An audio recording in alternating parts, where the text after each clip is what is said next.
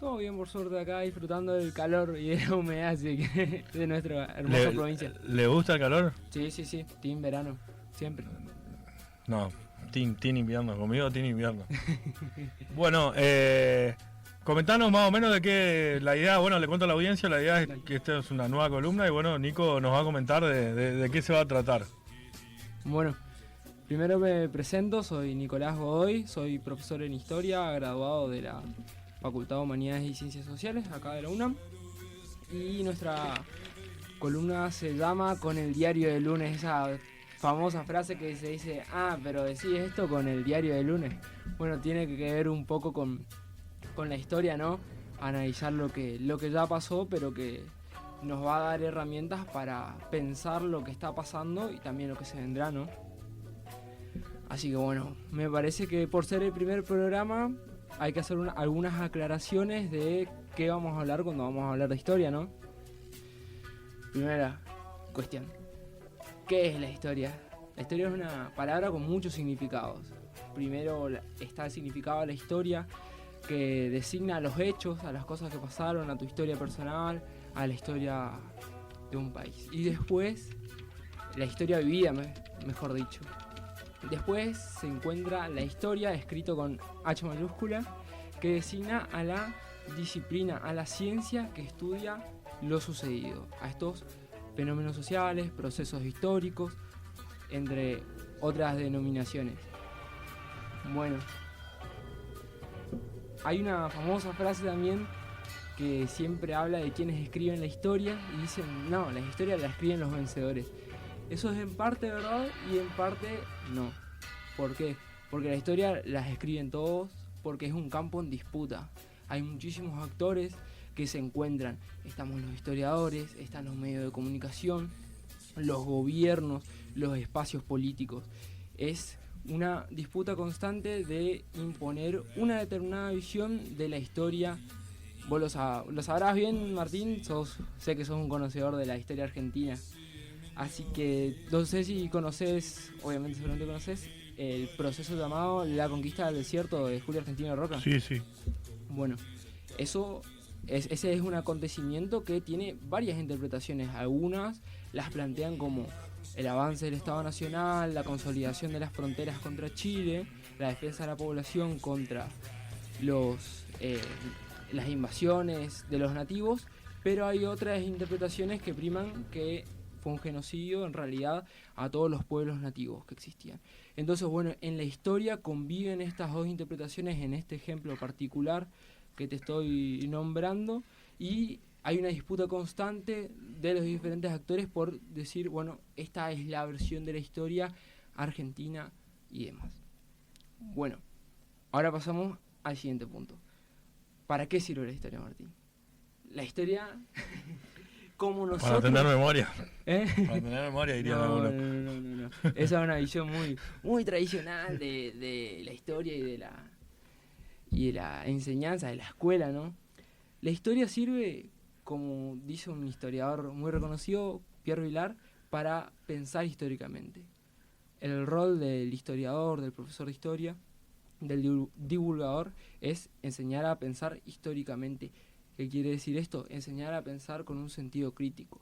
No tiene que ver con la mera acumulación de conocimientos, de datos, de fecha. Hay una visión muy instalada de que la historia son datos y fecha, lo pasado, la efeméride. La historia es más compleja, es más profunda.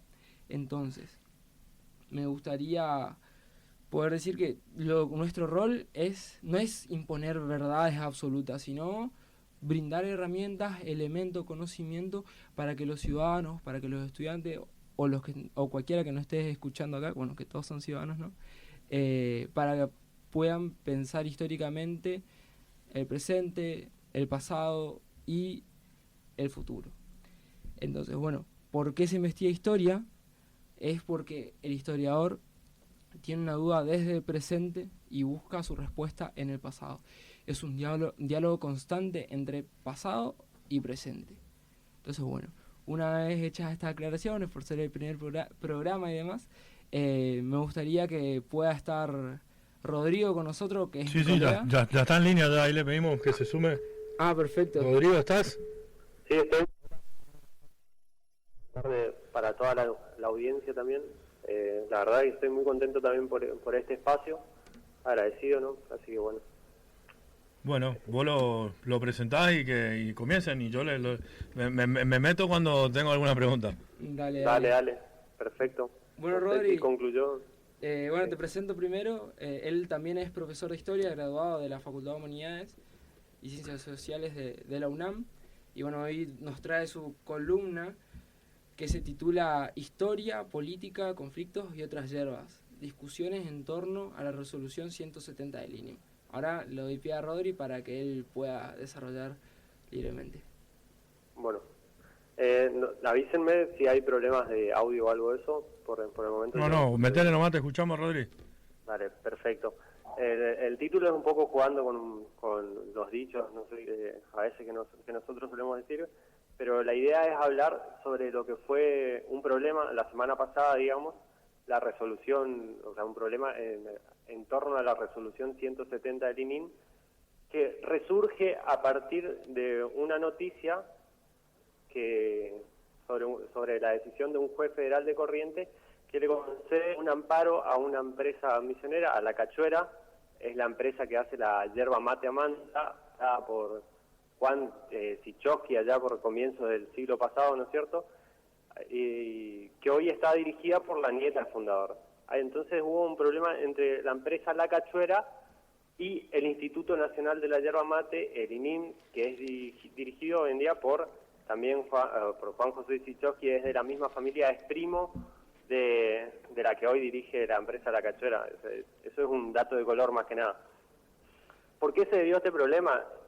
Para estudiar el problema los vamos a analizar en dos variables. Una variable más estructural, si se quiere decir, de largo plazo, y otra variable que tiene variable de contexto, digamos. Para comprender las variables de contexto me voy a remontar unos meses atrás, digamos, en el mes de junio, julio y agosto, que es donde se debatió esta resolución 170. ¿Qué planteaba la resolución número 170 del ININ?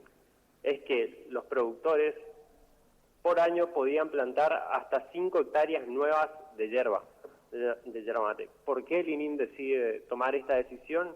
En principio porque la yerba mate estaba con un muy buen precio, la hoja verde en realidad estaba con un muy buen precio, y el hecho de que se quiera plantar excesivamente yerba en los años siguientes debido a este buen precio podría haber llevado a una crisis de sobreproducción que ya las hubo a lo largo de la historia, pero eso vamos a ir viéndolo un poco más adelante. Entonces el INIM, para proteger en cierta forma este buen precio de la yerba mate, decide regular la producción con esta resolución, que fue una resolución pedida por los productores. Es más, en los años 2017 y 2018 ya hubo un problema de sobreproducción en el cual había gente que planteaba igual que no se pueda producir yerba, digamos, debido a este problema. Pero lo que pasó en esos años, de acuerdo con los datos que pone el INIM, fue no tanto un problema de sobreproducción, sino un problema de caída en las exportaciones, que termina generando igual de todas formas mayor oferta y menor demanda, lo cual lleva a ser un problema de que hay más producción de la que se necesita.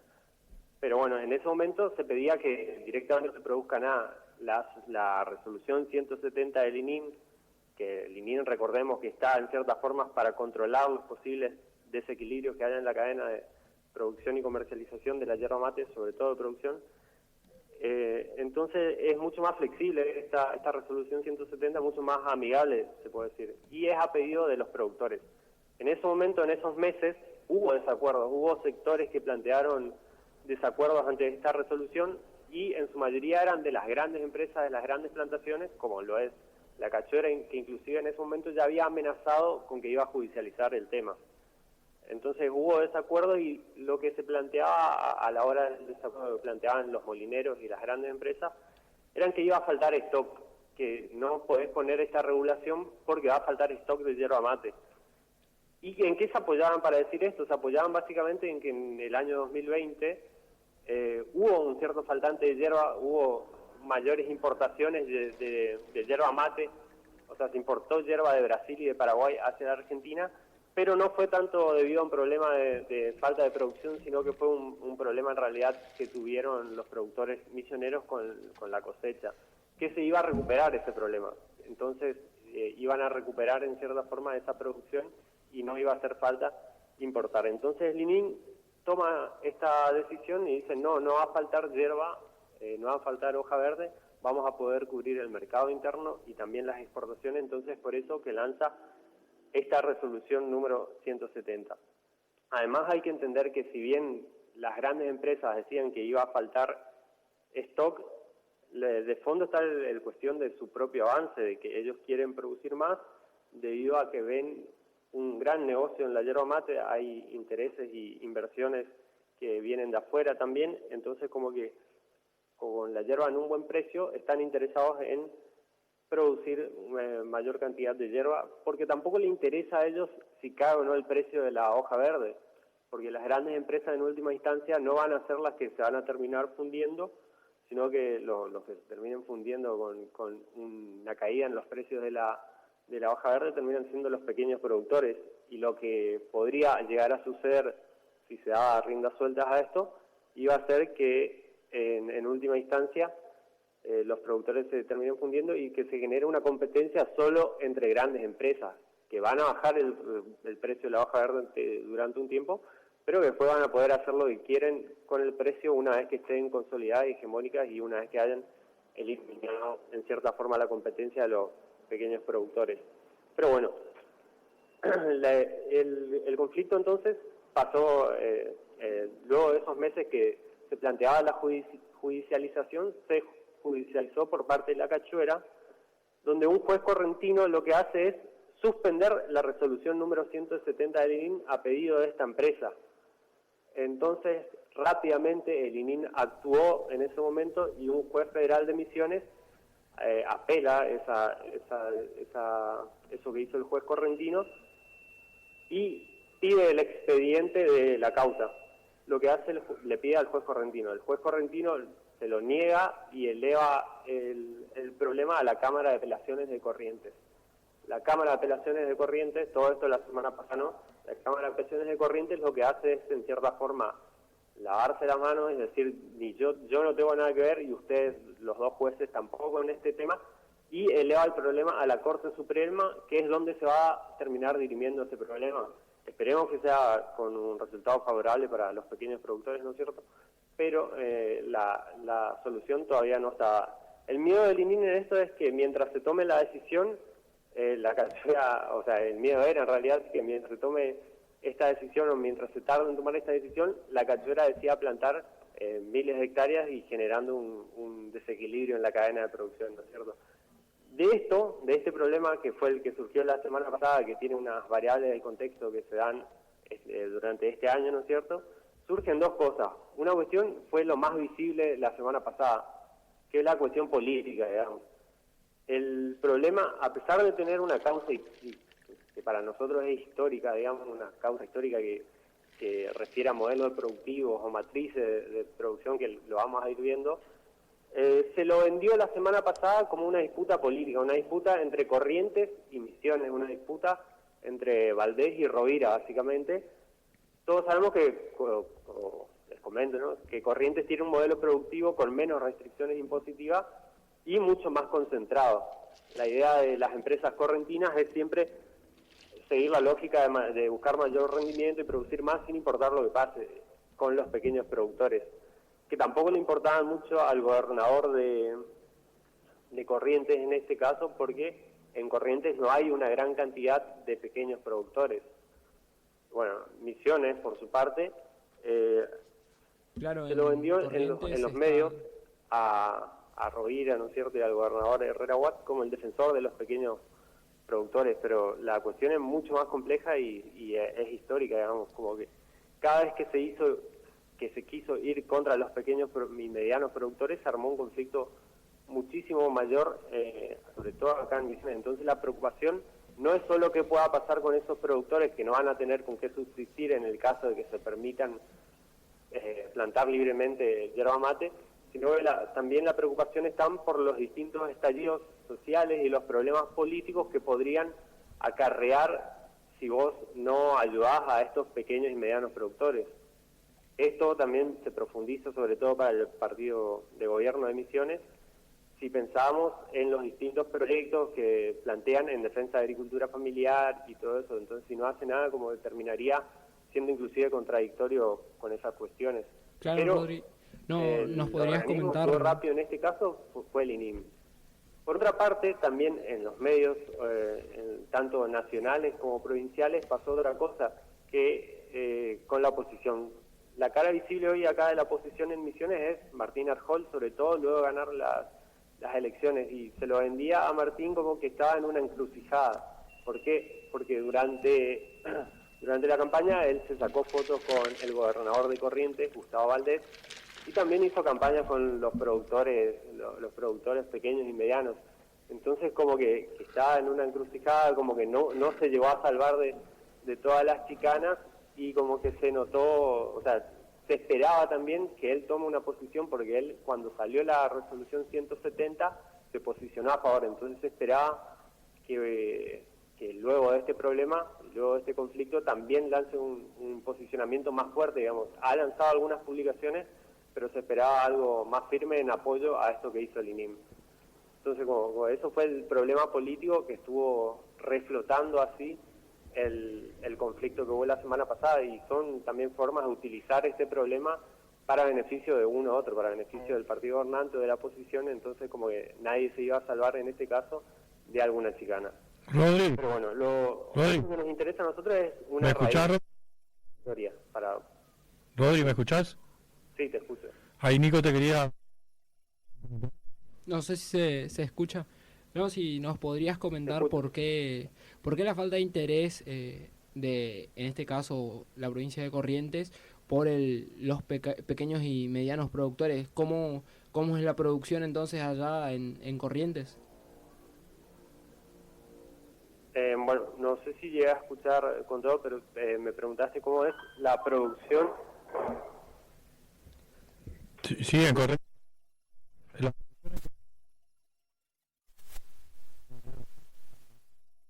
La diferencia de Misiones está mucho más concentrada en grandes plantaciones, grandes industrias. Entonces, justamente por eso dije que en su momento la falta de interés era porque no existen tantos pequeños productores como sí existen en Misiones. Entonces, o sea, no era en cierta forma una falta de interés, sino que era una búsqueda de defender el modelo productivo que tiene esa provincia. Claro, que vendrían a ser como estancias, se podría decir, ¿no? Grandes Claro, extensiones son de tierra. Claro. Pero bueno, y ahora lo que interesa y que está relacionado con esto es la cuestión histórica que tiene el conflicto, la raíz histórica de este conflicto, que es lo que en última instancia nos va a permitir entender el porqué, y nos va a permitir comprender también por qué tampoco es una solución concreta esto de regular la cantidad de hierba que se pueda plantar, o tampoco es una solución concreta dejar todo el libre en manos del mercado. Además, eso es una solución drástica que no es una solución. Bueno, los problemas de sobreproducción en la provincia de Misiones son de larga data. Para comprender los mismos tenemos que analizar un proceso más complejo, como es el proceso de colonización e inmigración privada y oficial, que se comienza a dar en lo que era territorio nacional de Misiones en 1890. Recordemos que ya había gente en Misiones, no es que se viene a poblar la tierra, ya había gente, ya se producía yerba mate, pero la yerba mate a su vez pasa a ser el cultivo colonizador, como los inmigrantes debían en cierta forma producir yerba. Los primeros problemas que se dan de sobreproducción y que afectan a los colonos, que son todos pequeños y medianos productores, esa matriz se va conformando a partir de la colonización, ¿se entiende? Claro. Del proceso de colonizador. Entonces, los primeros grandes problemas se empiezan a ver en la década del 30, que es también la década en la cual se crea la Comisión Reguladora de la Yerba Mate y el Mercado Consignatario, la CRIM. ¿Sí? Bueno, en ese momento también existían problemas de sobreproducción y caídas del precio tanto de la hoja verde como del té, que inclusive y los colonos salían a reclamar con resultados drásticos como pueden ser los de la masacre obrera, digamos, y también buscaban resistir de otra forma, como a través de de la creación de distintas cooperativas, digamos. Que las cooperativas son un tema que está relacionado, pero que también lo queremos traer a profundizar otro día, ¿no es cierto? Pero bueno, en ese momento se crea la Comisión Reguladora de la Yerba Mate como para solucionar un problema de sobreproducción que no se debía tanto a la producción que había en Misiones, sino que tenía un problema que era que Argentina importaba yerba de Brasil, y en vez de elevar los montos de aranceles en ese momento a las importaciones, lo que se decide es crear una comisión que regule la producción. ¿Por qué? Porque Argentina tenía buenas relaciones con Brasil y porque Brasil era una gran compradora de trigo, sobre todo en ese momento de Argentina. Entonces se quería mantener las relaciones estables, mantener bien las relaciones, entonces se decide crear la CRIM. La CRIM va a pasar por diferentes momentos, digamos, y diferentes problemas, digamos, en los 70 sobre todo, y en los 90, que es cuando se termina con la CRIM, pero en los 70 hubieron conflictos relacionados más al movimiento agrario misionero, que también empiezan reclamando por crisis de sobreproducción y caída del precio, pero también durante los años 70 y el movimiento agrario misionero en específico, es como un movimiento mucho más heterogéneo, donde no solo participan los colonos medianos y pequeños, sino que también participan trabajadores rurales. Entonces, como que los conflictos que se dan en esa época, una vez que se resuelve el tema del precio, por ejemplo, se terminan diluyendo por la propia heterogeneidad del grupo, que tenía intereses contrapuestos en algunos puntos en esas cuestiones. Entonces, es un movimiento importante, son conflictos importantes, pero que no influyen tanto a la hora de hablar del tema que estamos planteando hoy. En los años 90, de la mano del neoliberalismo, se da riendas sueltas al mercado y se elimina la CRIM. Acá lo que observamos es como un cambio, una reestructuración del capitalismo a nivel mundial, ¿no es cierto?, tiene sus efectos en Misiones, provocando que crezcan en gran cantidad las plantaciones y que caiga el precio de la hoja. Como se dice siempre, la caída del precio de las hojas no beneficia tampoco al consumidor final. Es más, en ese momento, en góndola, el precio de la yerba seguía siendo el mismo, el combustible que necesitaban los productores para producir la yerba aumentaba y el precio de la hoja verde caía, lo cual hacía imposible para los pequeños productores lograr subsistir, lograr mantenerse. Y es más, todo ese proceso de desregulación y concentración de tierras en manos de pocas personas termina llevando a lo que es después, en los años 2000, 2001, el tractorazo, ¿no es cierto? Bueno, y el tractorazo marca un hito, ¿no es cierto?, que es donde tiene que intervenir inclusive el gobierno nacional para dar respuesta a los productores. En principio el gobierno provincial no sabía muy bien qué hacer, no planteaba nada, y en medio de tantos estallidos.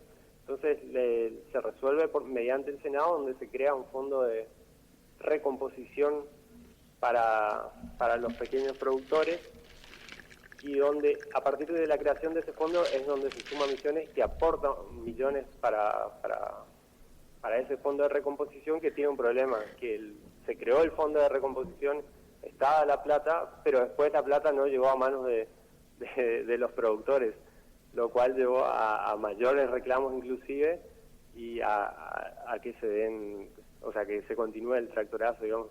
Y bueno, una vez, ¿cómo se soluciona esto? Se soluciona en parte con la creación de lo que es el Instituto Nacional de la Yerba Mate, o sea, el INIM.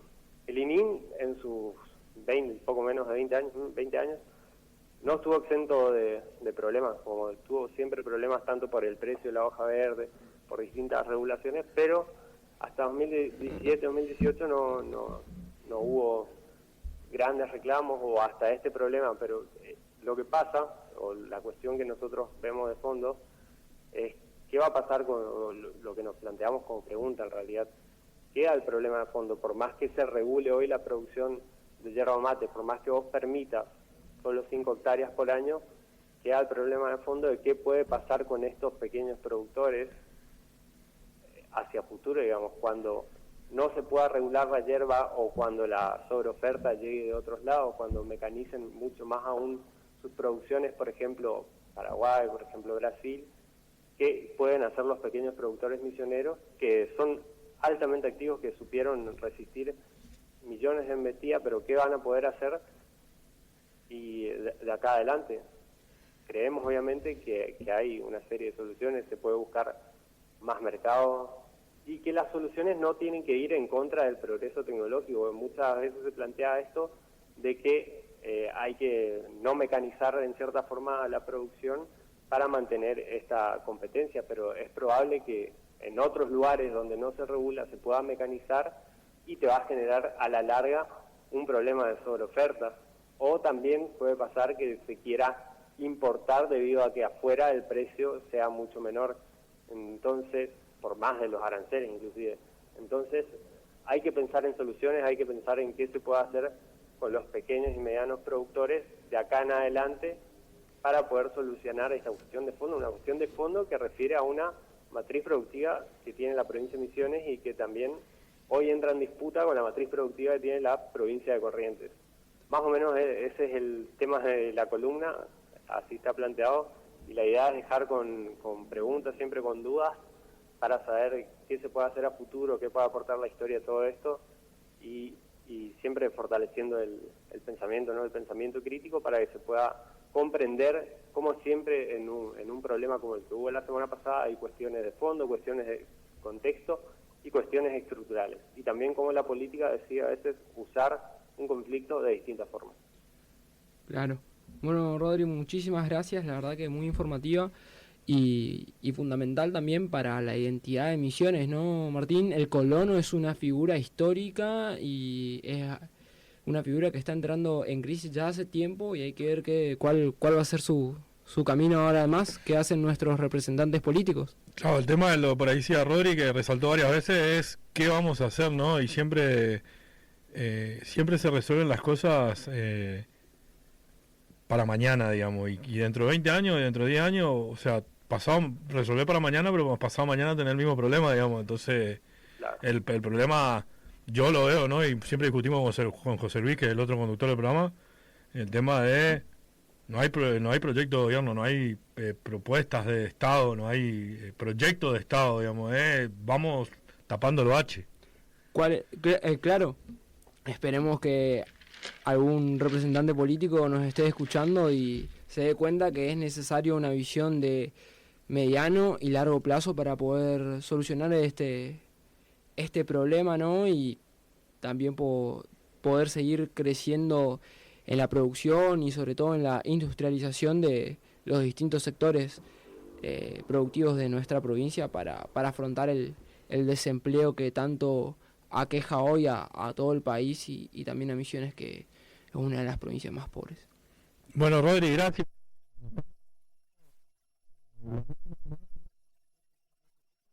Vamos un ratito a un tema musical y ya venimos. Vale, perfecto, hasta luego. Gracias, Rodri, chau, chau. So close to you right now, it's a force field.